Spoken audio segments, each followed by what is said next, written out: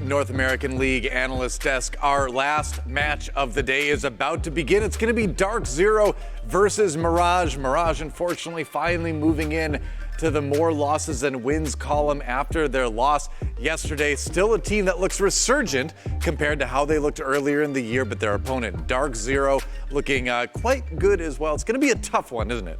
Yeah, I think so. I think you could also argue for Mirage that despite losing the last two games, they came very, very close. Kind of threw them away towards the end of it, but you know. Not a close. Yeah, absolutely. Yeah. I think it's a team that, well, sorry. I think if any team's going to give Mirage a big problem, it's going to be DZ. I think the playstyle that DZ has in place directly counters how Mirage wants to play. I think 100%. with the exception of Mirage's first game against TSM, all of them have been close. They've either been winning or they've just been losing it by a smidge in overtime. Something about getting into more than 12 rounds for Mirage feels like it's a bit of a throw-off, but that also seems like an environment that historically DarkZero have always thrived in, and they've won their only overtime contest this stage so far. Yeah, Penguin, you said that DarkZero's playstyle maybe matches up well against Mirage, and historically that's absolutely been the case. Never in history have Mirage beaten DZ. They've played 5 games since Mirage entered the league about a year and a half ago.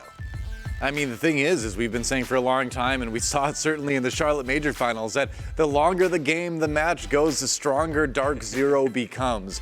They are like King Koopa in Mario Kart.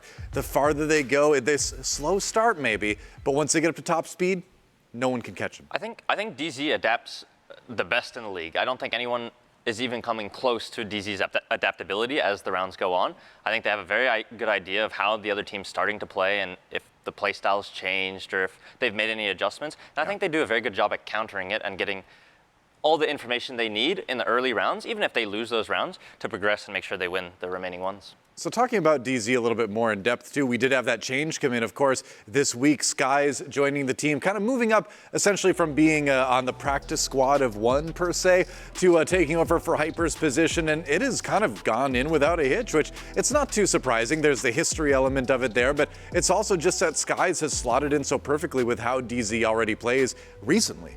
This guy's going crazy. 1.68 kill-death ratio so far through the few games that he's played. He's one of the top-rated players throughout anybody. Of course, lower sample size, so you're going to skew more towards extremes. But regardless, you've got to be happy with how Skies has played. DarkZero have not lost a game since Skies joined the roster. They played 3 matches. He has won every single one of them for him. Furthermore, they've gotten 3 points every single time. They haven't even had to go to overtime. So with this one little change for DarkZero, it seems to really be turning around the ship, and DZ look like a brand new team that absolutely are gunning for that major. I don't know, man. He says he's retired, but you think he sticks with this squad if they qualify for the 6th Invitational today? Because Esports retired is not real retired. It's true. Yeah. I remember back in Mexico, he left DarkZero and he was on the desk and he would talk to us and be like, "Nah, I'm retired. I'm not going back." Yeah. And then SSG hit him up and they said, "Hey, dude, I see you want to come back? You're on the desk. Maybe you could get off the desk." It's like that grizzled detective, right? Like every time I try to get out, they put me back in. 100%. There's always some other case that he's got to solve, but now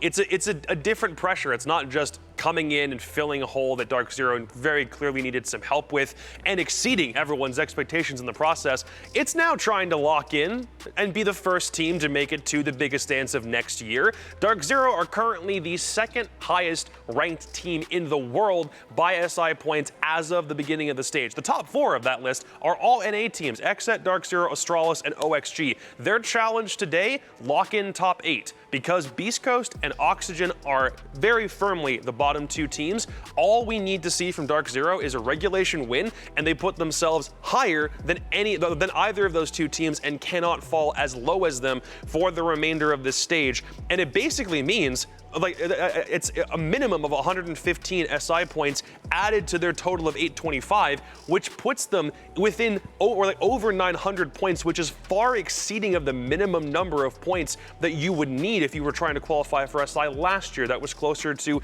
high 700s, low 800s. DarkZero would exceed that, and they would be the first team to guarantee they'd be going to next year's World Championship. Honestly, I don't even think DZ's even thought of that. I don't even think they know that if they win this game in regulation, they're going to make the SI. I think they're just playing Mirage. Today, like this whole game is just, we're going to get our 3 points against Mirage. I don't think it really matters for them SI points. I think it'll be nice once they find out after, but I don't think they're going into this game with that pressure on them. That's kind of what you have to. And you'd imagine a leader like Canadian, he's definitely got that attitude. Obviously, I'm sure they're thinking about it. I'm sure that thought is there, but you got to keep the focus on the here and now, right? And especially against a team like Mirage, who, yeah, sure, they may be kind of towards the bottom of the standings now, but they've certainly looked better than ever. We'll get into them in just a moment. But first, let's hear a little bit about what they had to say coming into the stage. I'm not interested in individual results. I just want to win. Winning. Top 10. Top 10 performing. Hopefully. Please remain seated. Top Challenge League player Dexter. 100%. Nobody's quite like him. SSG failed by not taking him in. Their loss is our gain. Dexter and Mo for sure. 100%. Mohesi or Dexter. I think we got two of the best CL players. I think Dex. Actually, no, scratch that. I think Mo. It's like picking children. Frag power, I'd say Dexter for sure. I just feel like I have that firepower. I don't know, it's like hunger. He's one of a kind player, and he will show that this season. Mohesi brings a lot to the team that probably won't show up on the scoreboard. I think he's a very good team player, and he's very flexible. He's just very vocal, and he puts ideas out there. We execute them. He's very initiative. Exit. They're the team I'm looking forward to play the most. I've teamed with them for so long. I've been friends with them for so long. They're just like family to me. So, I mean, it's always cool being able to play against them. You know, I'm really excited for that. They're a bunch of my childhood friends. I've been playing against them and with forever. It's always fun to play them. I always have a lot of fun. You do have to stay humble, no matter how good you think you are at the video game. There's always somebody out there that's going to be putting in that extra work. Really just take it all in and learn from it all. I don't need to prove to anyone why I'm here. I already did. I look at Reddit. I see the Benji Mullah slander, and I will prove you wrong.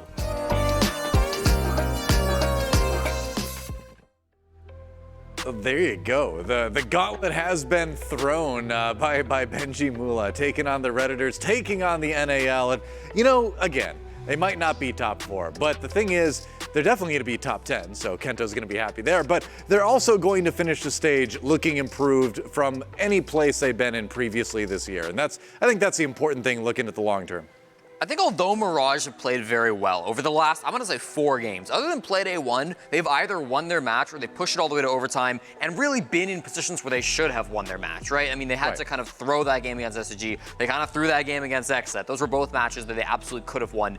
Despite that, though, because of those two, losses that they ended up letting slip away from them in Playdays 4 and 5, it does feel like Reddit's getting the last laugh a little bit. We've seen Mirage start to slip, and unfortunately, it's time and time again, second half on attack where things fall apart. I think last Playday they were doing pretty decent on the roam clear, but it was never like a big, huge man advantage that could turn into a guaranteed win. When they got to the site executes, they struggled with controlling the defuse kit, keeping the plant focus strong. They also didn't always have the best pinch when they went towards that site.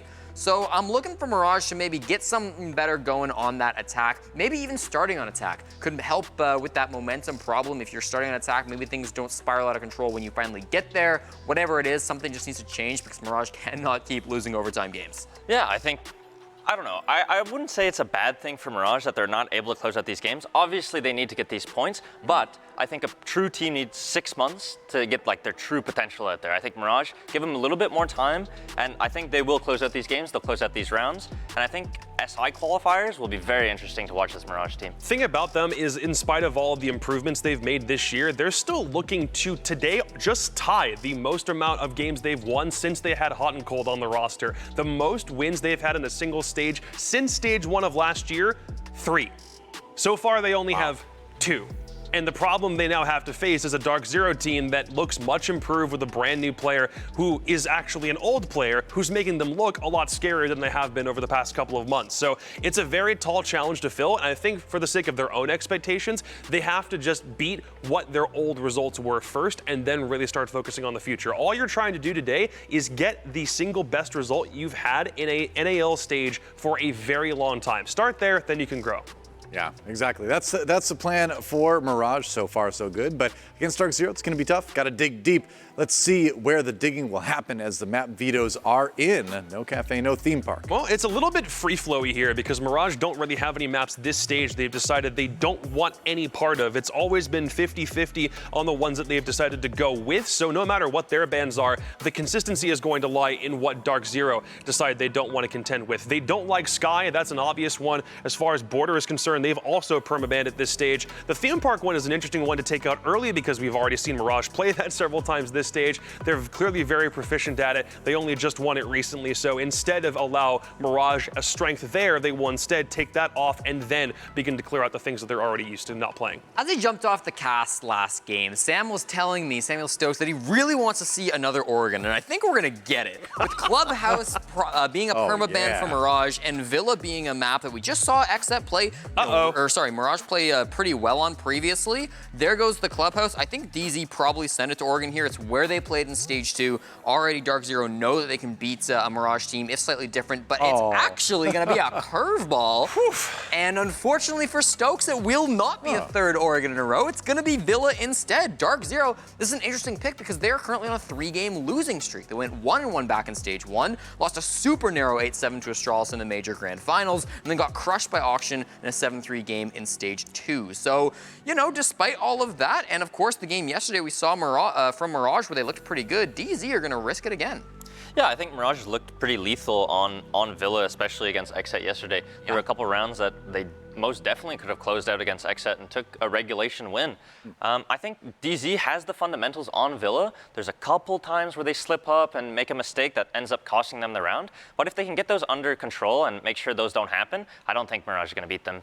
Only real problem is it's a DarkZero team that doesn't play the exact same way XSET does, and they're going to look at what Mirage made mistakes on in that game from yesterday against XSET and understand that if they allow Mirage to set the tempo, it might not be a thing they can claim, that they can finish, because that's been the problem for both of the games they've played previously. Overtime, and then as soon as they get to 6 points, they can't do anything else after that. They need to avoid that problem today, and I think DarkZero are very, very prepared for a Villa matchup here. Oh yeah, I think they're aware. I think they're ready to go. Are we ready to go for our predictions, though? I would imagine yes. Well, even if you're not, it doesn't matter. We got to keep the show moving. So let's talk with our casters, Blue and Stokes, to see who they think is going to win this one. Is it just easy, or is it going to be Mirage having a shot here? Well, you know, I'm just going to have to go with DarkZero because they took us to Villa and not Oregon. So I'm just happy with that. I was going to pick them anyways, but we're going to double down on DZ over on this end. It is a tough one given the results we've had out of both of these teams on the map as of late. I think I'm going to end up leaning with the safe bet towards DarkZero here. Of course but you would. Yeah, you know, I'm going for points at this point. You're scared, Am I still John. on top You're of this scared group right man. now? I'm not. Are you? 62%. You're tied. Yeah. Well, you're this close. stage has been so messed up. Somehow you and Jacob got on the top of this pile. I don't even know how that happened. Yo, Sam, don't slander us. John and I are one. Sorry, it took me a second there. It's a lag. I worry there's been a little bit too many hot takes here because the fan vote is actually the highest percentage. It's not the not our guest here. Who cares what Twitter thinks? It's fine. Little bit disturbing, I gotta say. Apparently Benji really cares what the internet thinks, so that's on him. Proving him wrong. That's all that matters. Most of you, except for Jesse, are better than the coin flip at least. So you got that going. We're getting there. We're getting there. No shade. I've been but, believing crunching all those numbers, Doa, just to not get his predictions right. It's so crazy. Numbers Look, aren't man, everything. everyone's talking about that and forgetting Penguin still beating everybody. So we don't talk about that. We don't talk about the guests. It's like it's only a temporary stat. We're gonna check in with our casters again in just a moment. Go back to the desk. Penguin, I value your input on this. So what do you got? What's your prediction? I'm going to go with DZ. I think DZ, like I said, is a very good adaptable team. I think the VOD that they got from yesterday's game with Mirage, like on Villa, same map, will be perfect for them. I don't know. I don't see DZ messing this up. I don't think it's out of their control. Fair point. All right, another for DZ. Jesse? I think DarkZero is going to win. Okay. There you go. Any numbers to back that up, or? Well, I mean, they've literally never lost to Mirage ever, and they're better. They're a better team. They've never lost with Skies since years ago. So. All right. True. Another one for DZ. Are you gonna is it gonna be everyone picking the same thing again? So I have a bit more writing on this. I haven't lost a prediction this whole week. So, yeah. So now that everyone's already picked DZ, I'm a little bit nervous. And that XSET swap was clutch. The XSET swap. No, I agree. That was impressive. You know, can we flip the coin first before I do mine? I don't want to lose this. Can we do that first? Sure. Okay. I'm willing to do that. All right. Let's do the coin first. Yeah. I just want to make sure. Heads DarkZero, tails Mirage. Oh. Coin says tails. Okay. Coin says tails, Mirage. Oh, thank God. That does free. Okay, good. No curse here. I'm going DarkZero. I figured they were going to win this game anyway, but I didn't know if I had to throw the pick on the other side of things. Okay, cool. I'll stay at 100%. I do think Mirage is massively improved already, but I think DarkZero are on a bit of a different plane, and Mirage still have some bumps in the road. They should have won the last 2 games. They have a problem actually finishing them out. I think DarkZero are going to be able to kick in a little bit harder if it goes down to a very, very long matchup. They're very used to overtime. We've seen that a lot. So, yeah, give me OTDZ. Give me this. I need all 10 predictions correct this week. But it's not the plane. We're going to Villa, Jacob. You know, I think you got the map wrong a little bit there. The plane one's a different map. You know? Isn't Aviator a bump? I'm just. Aviator's got planes. Aviator's got planes. Oh, okay. Little Never mind. planes All up right. on the roof. Smaller planes. Not the entire he's map right. is a plane. He's right. Okay. Well, fan vote going DZ, as you'd imagine. Oh, I thought we put it in there. We didn't. There's spoiler alert. It's DZ. Now, you know, upsets are a thing. It is possible. Who knows? Mirage, again, has to learn how to close. Even if they have a strong start, we know that doesn't necessarily mean a whole lot this stage. They got to finish it out. Let's see what the fan vote is as we get ready for this one. Who will have more hero plays today, Panba or Mohesi? All right, well, something about? I don't know. I haven't think got the history vote, I think, but. I think both these guys had hero plays their last game. I don't know. I think Mo really stepped up for Mirage last game. I'd like to see him do it again. He's been a good addition for sure. We'll see if he can make it happen when it counts here against DarkZero in just a moment. Quick break, and when we come back, the final map of the day begins. NAL will return in just a few.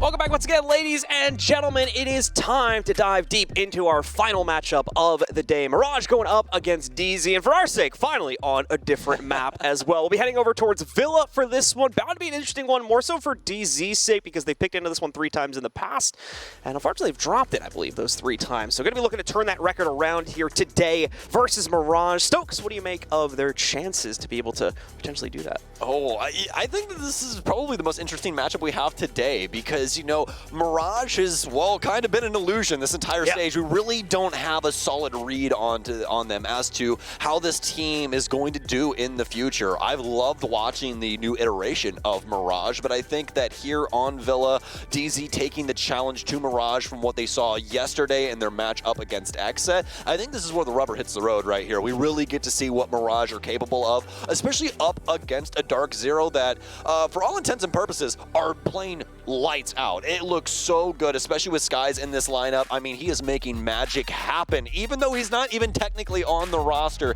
it has been a sight to see. And, well, we're going to have quite a few sights to see here in beautiful Italy. As we're jumping into Villa, let's get this map, or rather, ban phase for these ops heated up and jump right in. What are we removing initially, John? It's going to be the Nook. The Nook, once again, I think has been banned out for all 3 of the games we've played into today. I'll actually correct that. Our second one, we did not see it get banned out there, but 2 out of 3. Still quite bad, as we're seeing Nook still be first on the chopping block for attacker bans quite often, especially for teams. What was it, Sledge Twitch for the second game? Yeah, it was a weird one for the Sonics game, so that one threw us off a little bit. But it seems like we're back, for the most part, to normal here. We are going to see an interesting Buck ban come out, what makes perfect sense when we consider the amount of play that can be made against the second floor holds from down below. So definitely quite a bit of use for him. Still an interesting one, not one we tend to see all that often. So I think Mirage is reacting to that one potentially, as we have Valkyrie as the first defender ban, and then our last one coming up right now, it's still going to be on Azami. I hate how simple things can be that will make me laugh, like just somebody saying that's not very pog of you or something like that. Yeah. And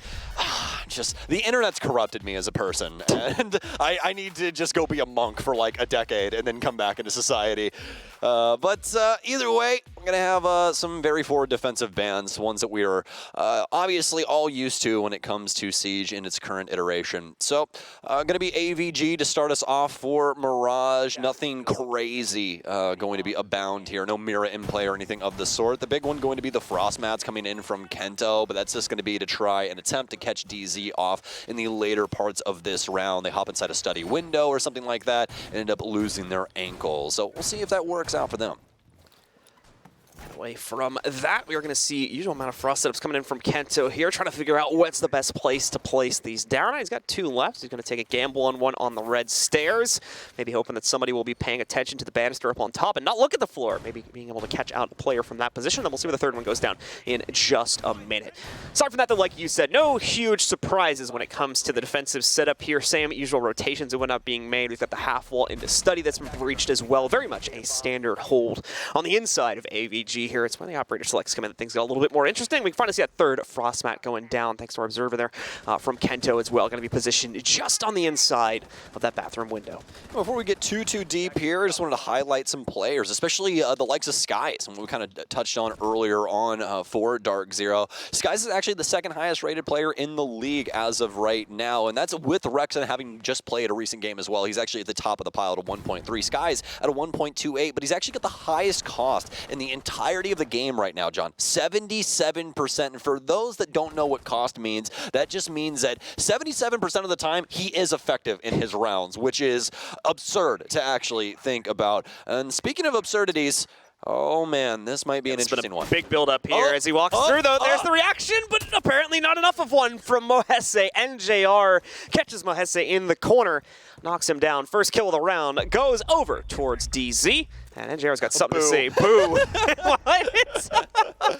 NJR, Kool-Aid. Everything you could have said. Yeah, right. NJR, Kool-Aid played last game, so I don't know why you're going for these Kool-Aid man-esque plays, but it'll work out. It'll pay off for DZ, and they get the lead-off pick and the lead-off kill of Villa. Nicely done from NJR. Either way, good quick correction on that one, as that could have very easily gone against him had Mohese also been aware of that situation. But I think both players were walking in blind to that scenario there, so pretty much a roll of the dice to see who ended up coming out on top. DZ has still committed to the clear amongst the rest of the map for the most part, especially on the first floor here. It looks like they've been able to sweep this up without too much of an issue, and we'll be clearing out the rest of the second floor momentarily. Already having trophy and statuary fully under their control, Kento will more than likely be the first challenge over here towards the 90 angle.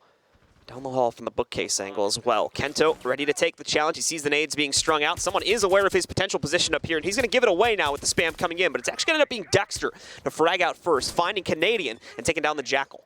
Well done.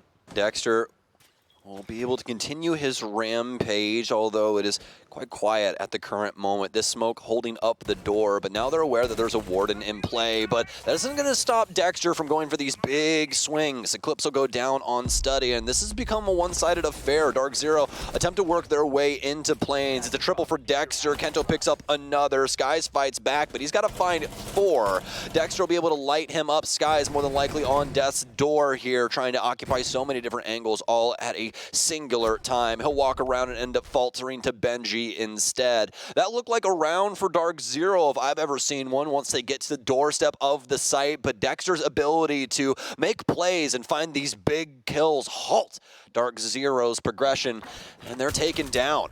Even with that lead-off pick, the round still goes the way of MRG. Dexter, of course, having a great operator selection for this one, too, considering the amount of smokes that DarkZero wanted to use to play into it here. Pretty much a perfect counter to the death's door push there, and really forced DZ to come up with alternate options that just really weren't present with the limited time they had to work with there. So great plays from Mirage, sets them the right foot forward to start things out here. DarkZero now looking to change things up, of course. We move on to the second round. We are going to see a few flips of operators, most notably Skies, of course, bringing out their Terror drones there on the bottom of the screen, and then NJR now going to take up the Jackal Mantle the Canadian was using on the previous round. He's feeling the twitch at the moment, so he's sick of it. It's only round 2. Yep, that's it. He's like, I lose one fight to Dexter, and this is what you make me do. I'm going to bring the F2 in and get the party going with Twitch. But usually the party is in Pamba's category. So we'll see if Pamba can get anything going here for round 2. Obviously, the big spenders, or rather the big considerations for DC that last round would be NJR and Skies. But obviously not able to get too much done, minus that opening pick from NJR secured. So obviously looking to try and get to better straights here in round 2. Mirage have thrown themselves to the northern side of the building. It's going to be a trophy statuary defense with some odds and ends around the map. Mohese currently around red stairs with Dexter on a island over towards AVG. He does have Benji off towards main stairs, but it's going to be difficult to try and assist each other in any considerable way with some of the angles. Obviously, they can just sprint over there and try and get some refrags once those fights are going on, but if it's extremely decisive, it could run into some issues. So we'll have to see how that ends up going on that end of the map. As for the master side, though, Kento with an aggressive peek initially, but will be forced back by the drone. Ready to take more challenges too. Boosted forward by the Magnet. Dexter, though, is not longer alone for this world. He's going to be knocked out by NJR. Another nice entry being made here by DarkZero, by NJR specifically, as he's 2 for 2 on that actually right now in both rounds. So following the rest of his teammates now to pick up the rest of the squad on Mirage. And that's the big issue right there that we were talking about with kind of that cross setup that Mirage has. If you end up getting a decisive gunfight from someplace like the balcony, then there's really no opportunity for Mirage to try and get anything back into their own favor. So now Mirage are going to have to deal with this pick yet again here, although last round didn't really seem to be that big of a deal. Away from that, though, half the round now transpired, and DarkZero still moving very slowly. This is like a DarkZero trademark, though, so no need to react to that just as of yet here. They very much play in this sort of style, wanting to only execute when every single variability has been accounted for. And Kento, well, he's trying to be one of those right now here, as he variably moves between angle to angle, trying to get the better of one of the members of DarkZero. Oh. Meanwhile, though, the second round, the gamble there on the red stairs Frost Trap is going to pay off for Dexter as he manages to get the down against NJR. Unsure if he's got a teammate nearby to potentially assist with that. We're seeing more kills flood out in the meanwhile here, and Kento has found one of them. Canadian, though, with a snipe trade, able to take Kento back down. Leaves Benji all on his lonesome, and yes, NJR to get confirmed, but it's a moot point now as Canadian quickly frags out for a second kill on the round and locks in a first for the game overall. See, folks, it's not about age. It's about locking in Twitch and then running at your opponent. That's really where you get those kills. Exactly. Don't you dare bring out that DMR. I think that's our alternate, right? Is it DMR? Yeah, it's 417. Okay. Now, listen, the 417 might be, or used to be, a little troll, John. Not as much anymore, because what the big issue used to be is that the thing had no bullets in its magazine. It had like 11 shots. It now has 21. So not only that, but you also have the buff that they did with the soft destruction and other stuff. So it's not as troll as it used to be, but you have access to the F2, the F2 so it's a moot point. There you go. That's hey, let's just track the math real quick. I mean, if you want a worse gun, you can take it. Ladies and gentlemen, it is simple algebra, okay?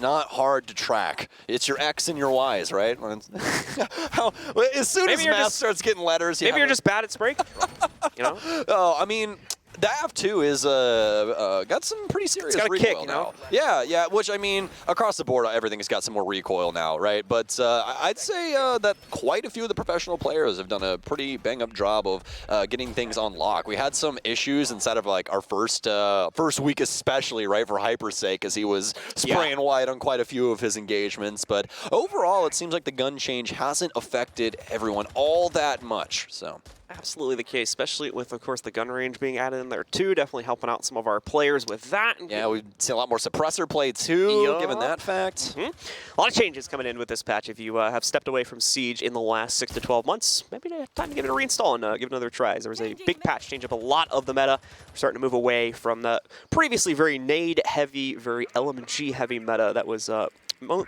alive for most of the late part of 2021 and 22. Yeah, absolutely. It was a long-standing thing, and then obviously with the LMGs kind of sprinkled on top of that, which made it to where Siege, obviously still a fun game to play, but not as fun as it could be, and that's why we're so thankful for the changes that Ubisoft implemented with the last big patch here for Brutal Swarm. And speaking of Brutal, this could be quite the engagement here from Mirage. Mohese almost with some solid information there. I thought we could see some aggressive fronts from DZ that could be sussed out via the cardiac sensor, but nothing just yet. About halfway through the round, really it's just the drone game that's plaguing Mirage at the moment. I say, bit of a pre-fire. Actually almost lines up with Kento there, but unfortunately, thankfully, disaster is averted in that situation. But regardless, Mirage wanting to spread themselves out a little bit more now that we've reached that mid and a half point. A few players want to go across the hallway to establish those crosses. Unfortunately, won't be able to go all the way into the depths of living room. As you can see, Canadian positioned in mud. Kento, if he wants to make a play, now is the time to potentially do so, but the moment has passed, unfortunately, as the drone will have coverage for Canadian now, even as he routes back out here. And there we go. Canadian now has the info on Kento. So does he stand his ground, or does he potentially try to wrap away? Well, he's going to stand stand tall. Canadian with the outright initiation against him. Still is not able to control the fray. And Kento, as you can see, still with very low HP. Just barely wins out that fight versus Canadian. Yeah, just Ash things. Blows the wall open and immediately tries to sprint through and take the fight, but Canadian misses some crucial shots. He needed a singular bullet to take down Kento, but instead the DMR is the one that does the deed. Pambazoo now has to try and get it back for DarkZero after they've lost a few here. Mohese still trying to utilize his cardiac sensor and able to get one after he slips that back in. Pambazoo will actually end up getting gunned down inside of China. It's all left up to NJR, and that's going to be another big round for Mirage. DarkZero not able to find the Jenga piece necessary to knock over the tower. DarkZero, unfortunately, just kind of falling to pieces there after Canadian goes down. There's no semblance of how to work their way in successfully. And once again, great setup work coming in from Mirage to quickly crunch that out and leave very little chance alive for the DZ play to be successful. We'll, of course, now force away the rotation here for Mirage. They're going to head back upstairs into Aviator Games, give this one another try. This was the one site hold that went successfully for DarkZero, so also where we need to see the most corrections made for Mirage. Let's take another peek, see what exactly they're going to do. Not any immediate changes for the defensive operator lineup here. Still going to be relying on that Frost from Kento. More than likely means that the site setup is going to be pretty similar to what we saw in round one as well. So the adjustments they'll be making will be in the mid-round instead of in the overall setup and operator lineup. All right, well, back to AVG here for Mirage. DarkZero the last time around was looking for that north to south clear, and they got a majority of it, but the big problem is that Dexter dealt some serious damage to not only their front line coming in from that northern side, but also took down the counter player playing over on the balcony, which made it to where it was a one-sided affair. Mirage only had to deal with DarkZero trying to work their way in through Plane's door on that, bust side, and it was quite easy, especially with Dexter getting so much done there. So DarkZero might try and go about this in a different fashion, minus that north clear. We're probably going to see them try and deal with the site setup in a little bit of a different way. One thing we can already kind of note is they do still have smokes here in the likes of Pambazoo, so still obviously can find some play around that warden, but DarkZero more than likely going to use these in a different way, whether it be for burn or what have you, because they don't want to give Dexter that opportunity. Definitely do not. And as once again, about 30 seconds have already moved away from the round, waiting to see how Skies is going to potentially line up his play potential with the Gara hook. Starting to work himself over towards the repelled angles on the side, but let's take a little drone with him, and why wouldn't you? Very useful piece of utility. Away from that, though, we are seeing other players on DarkZero start to work their way into the building as well. Here is going to be that process of clearing things out. It looks like it'll be mainly from study side this time, which is not a fight we see often taken anymore by the attackers, and what Mohese pulled there twice in a row. Unfortunately, now to get hit by a nade is part of the reason why we don't see attackers go for that side all that often anymore there. Mohese, beautifully done. Just as nice of a response nade coming in from DarkZero, though, so the fight is very much still on. DarkZero at a slight disadvantage now, going down 3-4. This is what we talk about when we're talking about defensive setups and players being sticks in the mud. Yeah, Mirage, you can sit in sight and just wait for DarkZero to clear out the building and actually go for an execute, or you can rotate around the inside of your site, try and occupy these angles every once in a while while, get some good info, and, oh, I don't know, kill 2 people. That could be a big thing there, and it absolutely will be. What a play from Hesse as he takes down Canadian and Eclipse, 2 of the biggest, actually the 2 biggest pieces of utility that DarkZero have or had at their disposal. Kento is not going to go for the hop, although they did have the man advantage. Probably a solid advisement from MRG. Dexter going to simply walk up red and get himself a kill. Dexter will go down eventually to NJR, though.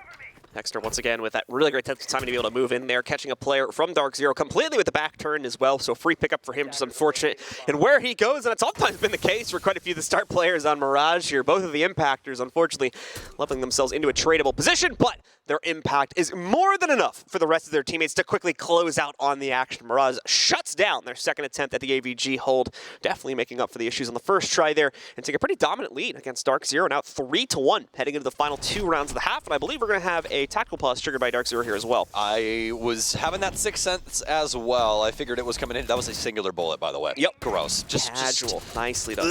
Gross. Disgusting. That was ridiculous. Anyways, yeah, I'd call a timeout here if I was DZ as well. Mirage is getting away with way too much, and it's mostly due to the fact that DarkZero aren't putting a cap on it. They're trying to get things done to the site, whilst also allowing Mirage to swing into the angles that directly counter what DarkZero are attempting to do. And that's really not what you want. You know, you don't want Canadian to have the Selma charge in his hand and have somebody immediately swing the angle and kill him. You need somebody there to try and assist him and hold down those lines of sight, but they just didn't have that. And once again, Mirage were able to exploit that to the fullest. I mean, I think the most considerable thing that we've seen out of DarkZero inside of these 4 rounds is NJR's big entry kills that we've seen to start off 2 of these rounds, but past that, it's been pretty bleak. Pause is going to seem a little bit long here, guys. Just want to update. It looks like we did have a issue activating DZ's coach's mic, so this is going to be a little bit more of a lengthy tactical pause to me. Maybe like, all right, this is a lot longer than 60 seconds. You know, you're probably right, just because we want to make sure. Obviously, DarkZero has the full time to give out their strategy, just trying to read the in-game chat, so I have the most up-to-date info as well. And it looks like both coaches are affected by that also, as far as I can tell. So yeah, just got to make sure we can get things unmuted real quick and give these players the time they need. And we'll restart the timer once we've actually figured that issue out. Yeah, it's going to transition us into a tech pause here real quick as DZ looking to make sure they get the full use out of this time, and absolutely needing it as well. Mirage, especially with their extended game, has been absolutely lights out with the impact they've been able to make against DarkZero here. Even if it's just a 1- or 2-piece pickup here, it has stunted DarkZero's plans as they rely quite heavily on the full 5 players being alive there for their final round execute. So losing these guys early on so consistently is definitely becoming a bit of a roadblock for them, in my opinion. Yeah, I mean, you can even say that going further into these rounds as well, given the circumstances of Mirage's AVG defense and how Dexter was able to just pick them to pieces. He was just finding the most important person and taking them out time and time again as he switched from study over to the top of red and just back and forth, constantly able to take out a DarkZero member. And the big thing in a situation like that is if you're able to take out, you know, with DarkZero building up around red, if you're able to take out that study player, the lone soul over there trying to hold down that portion of the map, you now have a pretty big round on your hands because everybody has to try and flood in from one portion of the building. And when you're on defense, that's super easy to try and deal with, especially with the amount of players that Mirage still had alive in that instance. So as of right now, I would just say that overall, it's Mirage being more active than DarkZero. DZ are doing a lot of default things and seeing if Mirage are going to make mistakes when actually they're making the big plays and getting away with so much. That's a really close screen, by the way. We were just on that Mirage POV a second ago. I'm like, can you even see your entire screen when you're sitting that close? Which one was it? Was it Dexter? Whoever's on the far right. I'm not good with faces. Yeah, that's Dexter. Is that Dexter? Okay. Yeah. Yeah, Dexter. Just well, Hesse's in the middle. That's melted right in from the right, and then you have Dexter, and then the far one is Benji. Gotcha. Yeah, and then I can't remember the guy's name for the 4th year. Isn't it like Kento? Yeah, it is Kento. It always throws me off because his name's Kento, and when it pops in my head, I'm like, no, that's Kento Raketti. Like, it is pretty similar. I've been doing this job for too damn long, John. There's too many names in this dang thing. So looks like we finally got everything fixed, though, folks. We're gonna hop back in and make sure that everything is right as rain before we put this back onto your screens, as we don't want to dilly-dally and waste your time. Yep. At the same time, like we said, folks, we did want to make sure we gave both of our team's coaches the full time there for the tactical pause. So definitely wanted to make sure that was resolved before we cut them off short or anything. That would not have been fair to our teams. So thank you guys for your patience. We're now back in game, and let's take a look at what Mirage have to offer us for their next statue and trophy defense. Well, you know, Kento, that's on me for not remembering because 5-1 at the current moment, top fragging for Mirage. Yeah, he's been quite the presence for the squad. Yeah, he really is acting like Kento Raketti right now in the flesh. It's crazy. We have one in NA. Absolutely the case. And he's not been the only one fragging out too, as you can see. Gotta grow out the beard, though. Gotta grow out the beard. Well, just gotta work on it a little bit more. But yeah, Benji, Mohese, as well as Dexter, also all sitting at 4 kills, 1 below him. So quite a bit of effectiveness coming out from most of the Mirage roster inside of this game. We need to see who from DarkZero is gonna be able to turn up to that. NJR, the only one to match that pace, and that's with 2 entry kills as well to start things off. No, you're not, Dexter. Stop it. I think he is. Oh, no, you're not. Please don't. There's a default. Oh, this is going to be so ridiculous. Is he going to go flying out of this? I mean, he's seen it. No. Oh, he's not. No, Oh, he was just okay. checking the default. All right, all right. I think that he was sitting there seeing if DZ was going to respect the camera and do what they're supposed to do, get rid of that, right? Not just go and repel. Yeah. If that guy goes and repel there, Dexter is flying off the top rope. I can tell you that right now. So Mirage will skimper off back into the depths of the building and await DarkZero. We'll start things off on the south side, at least for NJR's sake. This is where we've seen him get some pretty solid advances. Also, obviously, saw him work his way in towards the basement of his sledge early on, but the Jackal has been getting the deeds done that DarkZero needs for the early game. Dita has slow rolling one those, but neither Mirage nor DZ are able to force a fight from either side at the beginning.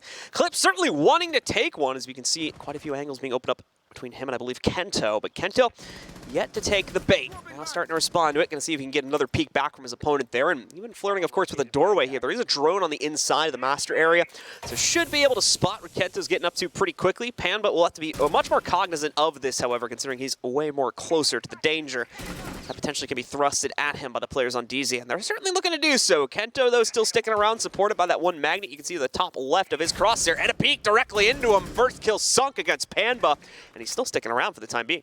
Well, Mirage might be putting us all on notice here in this game is Kento, 6-1. They got the leadoff pick yet again here in round 5, and now DarkZero have to try and bounce back with 1 minute and 10 seconds remaining. Saw some solid drone work that they're capable of, given the fact that they still have 6 of those. They'll be able to get open the statuary triple here and make the situation a little harsher for Kento and a lot of his angles. Skiles will warm up the Rotero drones and start trying to get rid of some key pieces of utility as well before DarkZero spring 2 and try and get a execute going on. He's got a little bit quieter on the map, but finally, Mirage able to activate themselves once more. Dexter lining up another mid-round kill. He's been consistent as ever with those so far inside of this game. A massive proponent. The other team has been able to stay ahead of the curve past DarkZero here. Another one coming in from Mohese. Everybody getting a piece of the pie now is melted. And Kento shut out another one as well. It'll be a flawless round from Mirage. Might have been a team ace, too. I didn't actually catch if all 5 players picked up kills there, but it certainly looked like it as we close out that round. What a round for Mirage. And I'd just like to go back to kind of what I was saying at the beginning of the game.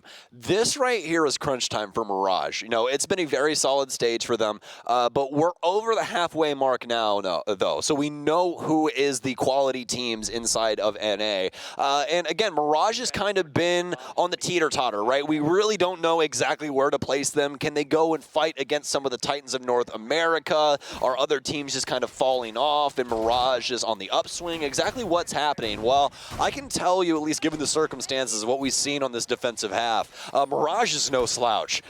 They definitely have some considerable firepower across the board. And to me, I just find it hilarious that all of the players were bouncing back and forth between Dexter and Mohese as to who has the most frag power on this team, and then Kento was just putting everybody in a box. Truly awesome to see, especially for the Mirage organization. I know how difficult times have been for them, just for everything. This team has always been pretty bad at Siege, so it's nice to see them finally have something for all of those struggles. So now, Mirage looking to increase their placing with a big victory here today. He's in that same position. It's going to be Dexter playing here this time around. Canadian also in the area, but doesn't really seem like they want to take the risk on this one. That default cam info just not playing out the way they want it to, so they're going to continue to hold back on that potential play. Won't be able to see it either. This is the last round we could have potentially seen it bust out, so we're going to be on the attack from this point forward for Mirage. It's also the last hope for DarkZero, of course, to make their own series of impacts on this side. Starting down 5-1, even with the generally defensive-sided nature of this map here, it's still going to be a tough deficit to work your way back from. Just one slipped round going Mirage's way, and you have to win every single round from that point forward. So DZ want to avoid that if they can, and then they'll attempt to pick up a second round here, of course, on the kitchen hold for Mirage. On E1D up from Pambazoo, but nobody capitalizing on anything with that initial one. So more than likely just trying to get control of some portions of the map and forcing Mirage to stick to their angles, making it a little bit easier to achieve that. Gonna have some more Rotero drones out from Eclipse. Will more than likely be picking up some more pieces on the actual site. But as for Kento's sake, he's going to be over inside of Living Room, holding things down towards the library door. DarkZero, if you've noticed, have not really been bullheadish about getting into the actual building when it comes to the initial parts of the round. They really like to try and stick to this drone game and make sure that they know where Mirage is. The big issue is that they may know where a couple of the members are, but that doesn't mean that they're going to win the gunfights. Perfect example is, well, Canadian from earlier in his gunfight up against, I do believe, Kento in Ivy that he ended up losing, but this time around, the shoe's on the other foot. Kento will go down, and DarkZero get the big pick from the captain. Melta going to lose the barricade over towards Pantry. That forces him back into the corner of the kitchen to play out a little bit more of a passive angle. Mohese is going to be able to strike first here. There's now on no the pulse chance. as well, knocking down Eclipse. I believe that dropped the case also. So that's going to be on the ground. I believe that kill might have also happened outside of the building. Through, He like, sprinted out of laundry door, right? Yeah.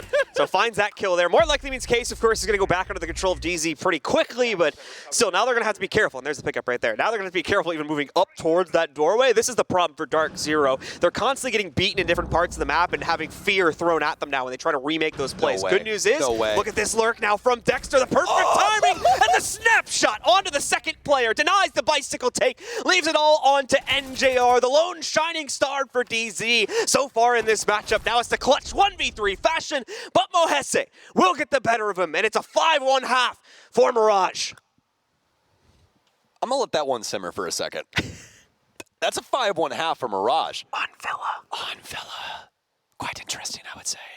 Yes, indeed. Which, like, actually looking at it historically is, like, not that big of a deal because DZ has lost the last 3 times they played Villa. But, but the big thing is that it is DarkZero. Yeah, and right? DarkZero does like to. We've had this problem in the past for DarkZero though, where they like consistently play on maps that like they don't appear to be very good at. Just looking at the most recent results, like Coastline was a very similar map like a year or two ago for them as well, where like they would always play into it. And I would always say like, why do they even on a Coastline? Like, they keep losing it. Like, what's going on? They have the reasons though for that, and ultimately here in the league as well, could you just kind of be working on it and using this as like live practice to an extent where they feel like they're very comfortable in this matchup. And well, in hindsight, that might be a bad play to make, and it worked at the time. So this is the beauty of this, though. And instead of just being like, I don't know why they did this, you get to go, Mint, BC, why? Why did you do this? Oh, man. And between those two Galaxy brains, I mean, they probably have some very good reasons as to be here. Absolutely. Trust me. Yeah. I mean, dude, the more and more that I learned about BC, just like as my Siege career went on, I was like, this guy is so damn smart. Like, Siege does not deserve BC. It's incredible how intelligent that guy is. But either way, we are finally into round 7 here. DarkZero will start things off on their defensive end, and they're going to have a little bit of a roam game going on. Canadian's going to be down on the base floor, going for some pre-fires. Also been really favoring the suppressors as of late for himself. Like we talked about before, the suppressors no longer with the massive disadvantage of potentially lowering the damage count, so has become a little bit more of an optimal choice for quite a few players, especially those that are trying to hide their intentions, as Canadian is attempting to do now. If once utility pops off, he can still potentially play inside of that without giving himself away, and that'll make his play potential much, much higher here. Skies with himself finding a lineup here over by Trophy and Statuary. He'll have a potential to play in, but at the same time, Kento is coming towards the crunch. Kento has a flank to work against him, though. Let's be careful of that as Panda finds one. What a reaction from Kento, though. Benji also snagging out another player here. Canadian, though, finally gets an opportunity to strike up on top of the Astro Stairs and finds the trade onto Kento. All right, Troy, we're going to have to see the warpath here. See if he can try and put DZ in the backpack on this defensive side and assist them with some of these aggro looks that we're getting out of Mirage. The War Chief himself still on that main floor. Going to be looking for some later flanks onto MRG, who still have all of the utility in the world to be able to break down this site. DarkZero, not nearly as much, minus NJR's consideration into this with those toxic babes. Canadian's made his way back towards the top of main stairs, so we'll be able to assist with this study player. But with Mirage having so much time on the clock, they can really drone this out, hunker down, and see how they want to try and dissect this. Time, though, is starting to get a little bit low. About 2/3 of the way through the round, though. So Mirage is going to have to come up with an option sooner rather than later. And thankfully, it's going to be sooner for their own case. Candela is initially in to make a death's door push, but we don't see them justify the actual play past that point. Gives room for DarkZero to toss in a Toxic Babe and fend off any potential reaction we might have seen later on there from Mirage. Hesse also with the lineup here, but he has to be careful. As you can see with those silhouettes, there's a potential dash that can be made for the players interior to the site. Try and peek that angle. It would be kind of a complex move, though, to get themselves over there, so maybe not as much room for the defenders to play in. Regardless, Eclipse will have to move himself forward, but he'll move right into the path of a Candela, more than likely blinding him out. Nitro is out in the open, but doesn't fully kill Benji. It's enough to scare him off the case, though, but he sets up the frag after the fact, knocking down Eclipse and leaving it all on NJR and Canadian. Canadian still the big player here, in my opinion. He has the flank potential, and indeed, he strikes with it. Finds Mohese, who was supposed to have Overwatch for this. NJR kills the Insight player. Now the tables have turned, and it's all fallen to Dexter, but he too frags out with one more kill, still to his name. Wants to back up, play this on the audio cue. Malusi will give him away down at the bottom of those stairs. That will prompt Canadian to drop on to the initial counter defuse. Has Dexter heard this? He's got the stun charge to throw in. Got him off of it when he heard the stairway movement. 20 seconds left, 13 seconds to start the counter defusal process. And more than likely pick up this kill along the way. Canadians have enough of these games. He needs to move forward now and find the frag. He's going to get it, but now he's running out of time. He's going to run back. Does he get on it? And indeed he does. DarkZero forge in a second round at the beginning of the second half. Ice cold the Canadian is as he'll shut down Mirage. Practically single-handedly, John. He was there for every engagement that went down for the entirety of that defensive half, and he went to the four corners of the earth to be able to do it. The north side of the building, the south stairs, taking things in study, getting that big kill on the study balcony. There were so many different things that Canadian was able to muster to make sure that Mirage weren't able to win this. And finally, does it in the clutch. What a player Canadian is. And he'll keep DarkZero alive here and stave off Mirage's chances of getting to that penultimate round. Nicely done from DarkZero. Really needed a booming start to this half to forge their way back into the game, and indeed, that's exactly what we'll get with a clutch like that out of Canadian. Mirage, though, quickly going to look to respond to that in their own regard, but they'll have to change up the play style a little bit, moving over to the other side of the second floor to attack this one instead, of course, and we're going to see quite a few interesting attacker repicks. Doubling down on the Candelas for Benji after shifting away from the Lion, and we were flashing a Montaigne for a second there on Dexter, but he feels he might be better served going to the Twitch, and generally I would tend to agree.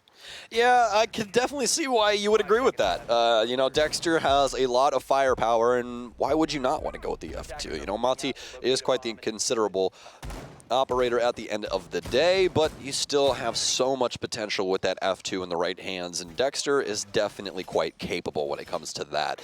So DarkZero, looking for a trophy statuary defense here. They've brought the Frost into play as well, so we'll see if anybody gets nipped in the bud early on here to any of these welcome mats laying around the map. Benji is going to be building things up here on the study side, but it's mostly window play across the board for Mirage as they try and set up some cutoffs for DarkZero's roam game. Very casual. I'm being taken by both sides here at the moment. Neither team trying to jump directly into the action. DarkZero especially so, as they've pushed out their aggression, of course, over towards AVG, but as you can tell, are not too keen on holding on to it, backing up from those positions almost instantaneously, as we see Mirage work their way up to the top of the main stairs and get outer study access for themselves here. Candela goes into the fallback. Ultimately, probably a smart move from DarkZero. There's a pretty good chance those players would have gotten overwhelmed by the Candela toss that went in there and the following push that would have come after that. DZ now realizes where the majority of this play is probably going to come from, so they'll begin to set up the rest of their utility. Specifically, you could see NJR going for the setup of the deployable shield there. Just gives these defenders a little bit of a way to lean out in the event we see the usual push come through in master side as well, and the focus ends up being on study, or rather not study, excuse me, statuary. Well, pretty quiet. Some birds chirping in the background. Really not much else. All of DarkZero seeing what Mirage's next move is going to be as we get updated on Benji's situation. He's actually still in the exact same position that we left him a minute and 45 seconds ago. So you can see the respect from both of these teams going back and forth. Nobody wants to be the one to make the first critical blunder and potentially give the round over.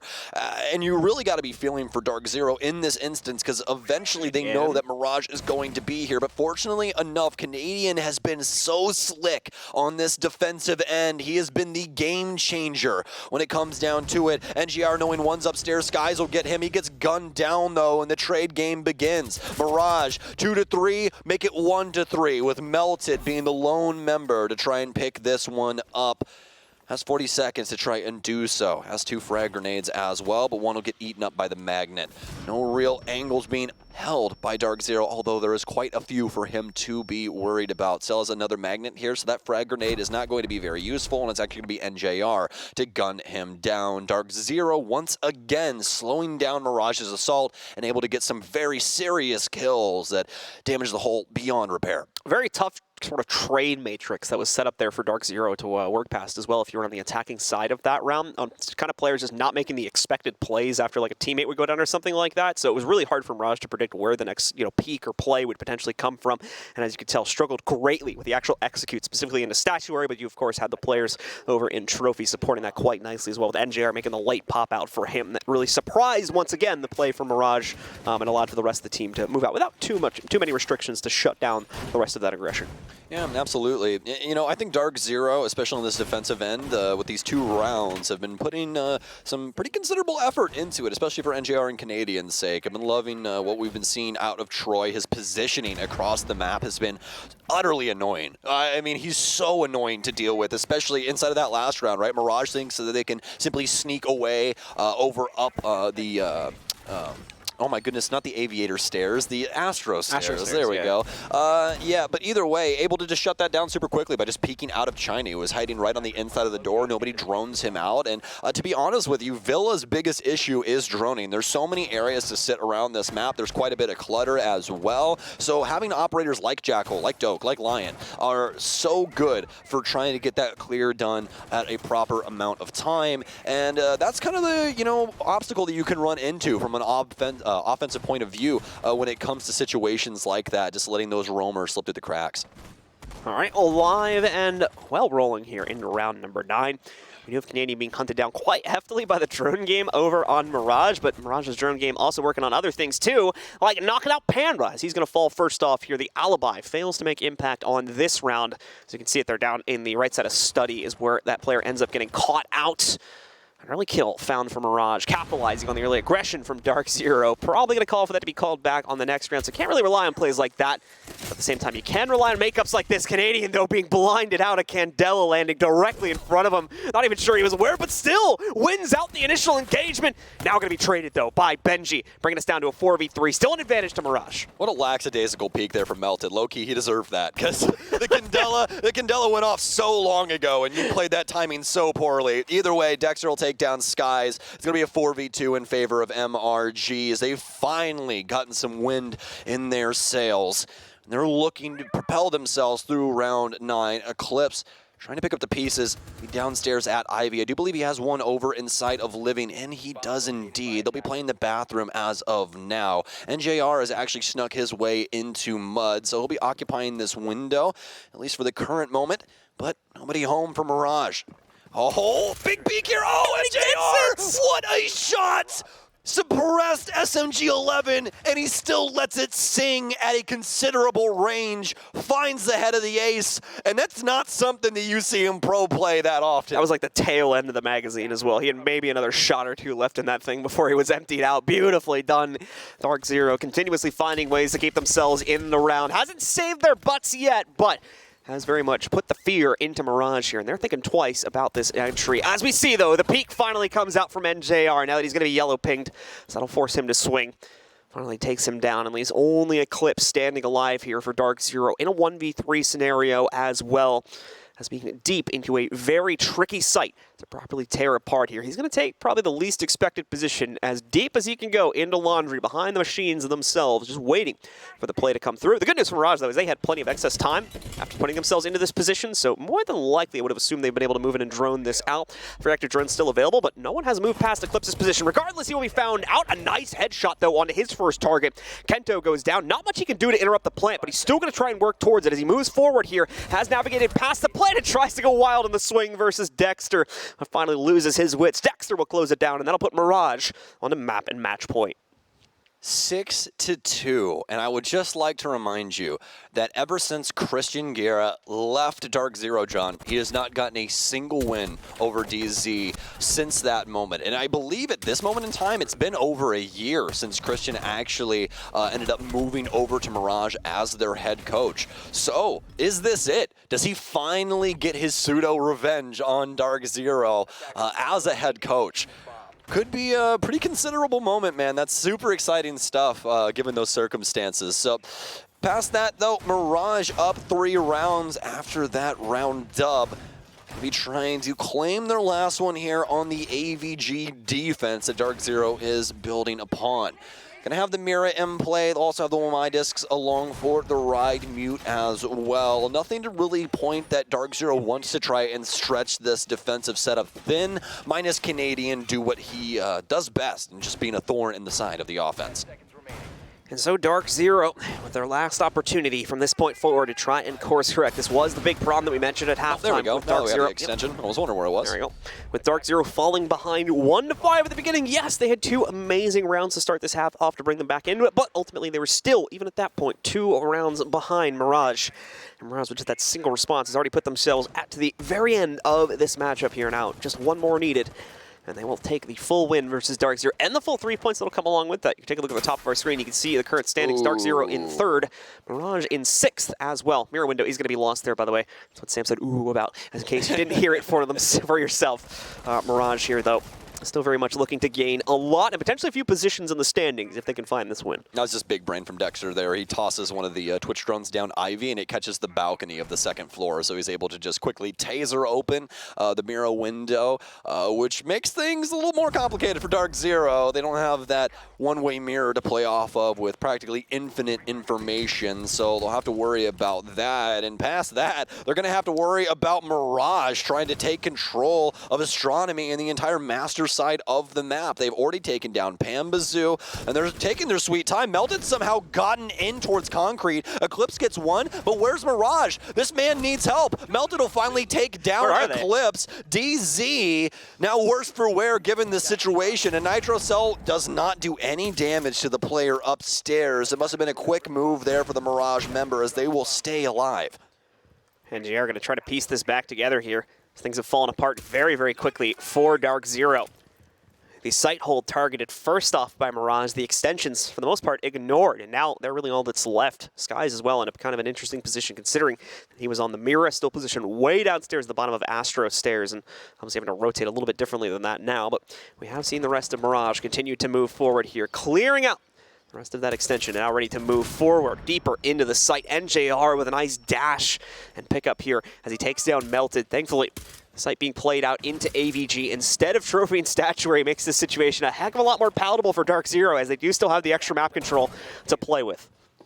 The big issue, though, is the time. Mirage can abuse this so heavily, especially with Benji's Candela still in his pocket. DarkZero won't be allowed to occupy a lot of these lanes that could shut down Mirage pushing in right off rip. Mohese with a beautiful angle discovered on the other end here for the bookshelf. He'll be able to take down NJR. He won't be able to take out Skies, though. He's been so good for DarkZero the whole year, but Dexter knows his foot was already in the grave. He just gives him a good shove, John. Mirage take away Villa 7-3 against DarkZero.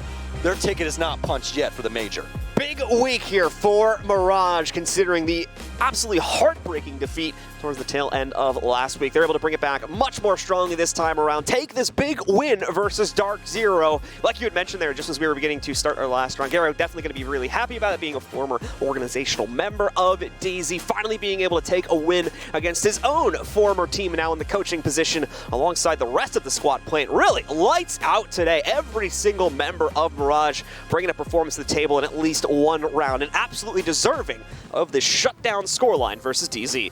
You know, John, I don't exactly like losing, but when it's Caliber Jacob that also loses with me and ruins his 100% pick record for the week, I'm gonna have a smile on my face. So that's what we've got going on here. Poor Caliber Jacob throws it out the window off not picking a red-hot Mirage to take out DarkZero. Yeah, definitely thought we would have seen a little bit more consistency coming out from DarkZero. That's why I kind of favored them. I thought it was a pretty close prediction. I was feeling the Mirage pick, but that's my fault for not going with it. Mirage proved me wrong. It probably proved a lot of you at home wrong today as well. That'll do it for the two of us on the day, ladies and gentlemen. We're going to go to a short break. When we do come back, we'll have your analysis ready to break things down and wrap up the week. Woo!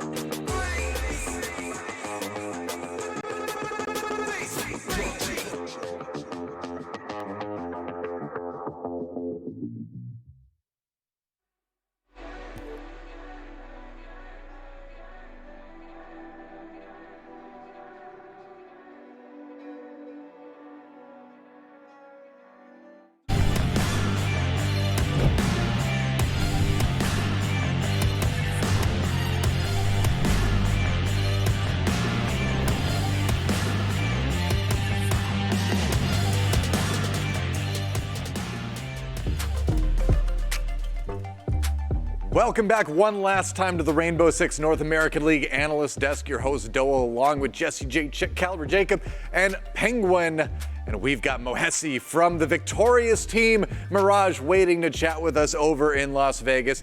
Congratulations, Mohesi. You guys got it done. So what was it that finally helped Mirage get over the line? It was a little bit shaky in these last couple games, getting up 5-1, 6-1, not being able to close out. What changed today?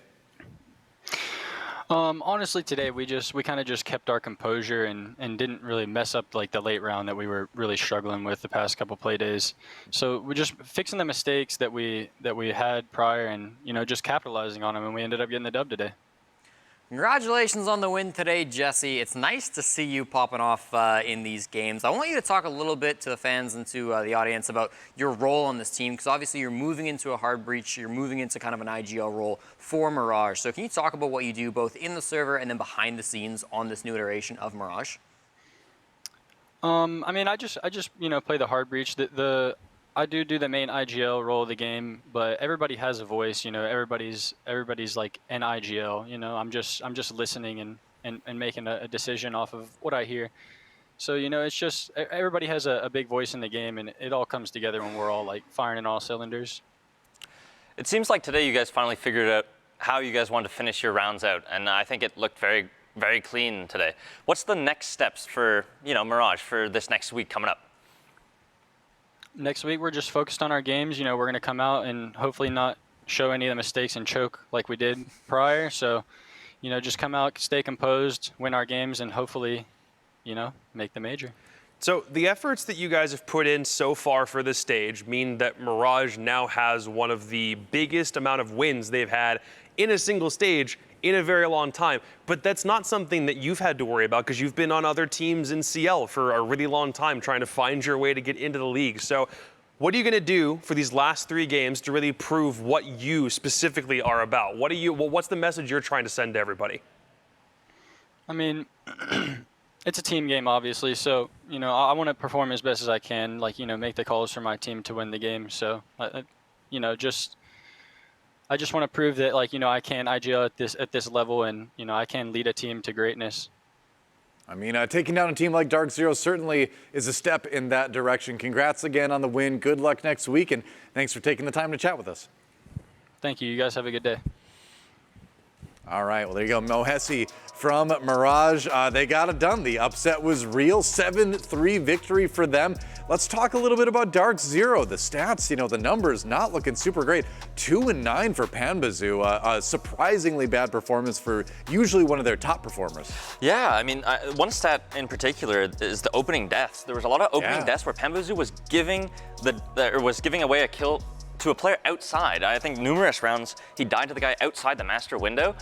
I don't know. I don't think Mirage was really forcing too many issues for Panbazoo to give up those picks. I don't know. It was very strange. It's been a consistent problem for Panbazoo. He's got, coming into this Playday, I should say, he had the most opening deaths of any player in the stage. He had 13. Now with 4 extra, that'll be 17. And he does get a lot of opening kills as well. I don't want to take that away from him. He is negative on entry overall. This will bring him to 11 and 17. That's a ton of engagements just to start with. But 11 opening kills is great. But he really needs to work on being a little bit more consistent with that. If he can be kind of that rock for DarkZero in the entry, that definitely will help them win a couple of those rounds. I feel like for as all-encompassing as DarkZero's attacks have tried to be, sometimes there'd always be one guy who'd slip through the cracks. All of a sudden, they do a big drone game, they're trying to make a kitchen execute, and suddenly there's Dexter there with a quick 2-piece. And all of a sudden, it changes the entire polarity of a round in spite of all the prep and the drone work they might have done to get to that point. And then Mirage are also meeting these trades. If DarkZero are determined to go fast, Mirage are determined to go even faster in some of those situations where they understand if it really is DZ just trying to frag, trying to set the pace, they're going to be met the entire way by Mirage gunners. It's the same way they've been playing this whole stage. Sometimes it's come back to bite them. Sometimes teams have been able to read into it. And I do agree with DarkZero being a super adaptable squad, but sometimes when you just have some of these guys going balls to the wall with literally nothing to lose and they can shoot, that's exactly what they're going to keep doing, and that was why they won today. I mean, if Mirage can keep this up, they suddenly become a very threatening team, right? Because if they can regularly get that far ahead early and then they can start closing it out consistently, scary, scary team. But let's take a look at one round in particular that kind of illustrates that point. This is round number 6. This was on the defense, but kind of shows a little bit about what we're talking about. They can be deadly. Yeah, I think it's really cool how focused these swings were for Mirage. Now, I want you to focus on the defuse kit. On the right here, Eclipse knows he's got that kit. Mohesi, of course, with that information on the pulse, goes for the swing, takes down the defuse kit holder. That's a huge pick. Of course, nobody else on DarkZero is near there. It's going to take a long time for somebody else on DarkZero to make the rotate around, to go pick up that kit so they can eventually try to plant this out. It will be Skies. But what I love for Mirage in this round in particular, it's not just once that they're able to go out and focus down the defuse kit, but it's actually going to happen a second time where they make an aggressive play to down that kit, to focus in on these important players that are in on the attack and that are really making Mirage's lives difficult. Here comes Dexter. He finds not only Pamba, but also Skies. And again, it's the fuse kit on the ground. It's impactful kills every single time, and these moves that Mirage are making are a big reason why they were so successful on the defense. Yeah, I think a big thing today was Mo and Dexter were able to slip through the cracks that DZ had. I think DZ, I said they had to, tighten up their villa, but Mo and Dexter were slipping through the cracks, and they capitalized. I think they had the most frags on their team as well. Yep. Yeah, it was neat seeing the newer players, especially on Mirage, put up, great stat lines. Obviously, we have the veterans on there. We have, Benji, right? We have, Melted. And even Kento, to a certain extent, is feeling like a veteran on Mirage compared to, the other two, compared to DarkZero and Mahesi. So it's cool to see the new guys kind of putting up stats, too. Yeah. But, no, I was gonna say. I mean, it's cool how like the new players on Mirage have really like redefined kind of the face of the team. Right. It doesn't feel like the same team at all. Even though they only changed out 2 players, it feels like the whole identity has been redefined by Mahesi and Dexter, and that's cool to see from 2 rookies coming out of Challenger League. Definitely is. So Mirage getting the big win over DarkZero today. DarkZero still close, but still waiting for that final regulation win to send them in as a confirmed team to SI. I'm pretty sure they're going to get there by the end of the stage. But We'll see. They got denied today. So. You never know. You never know, right? But I think Mirage, as we've seen, can be a surprisingly dangerous team from time to time. Maybe not so surprisingly anymore.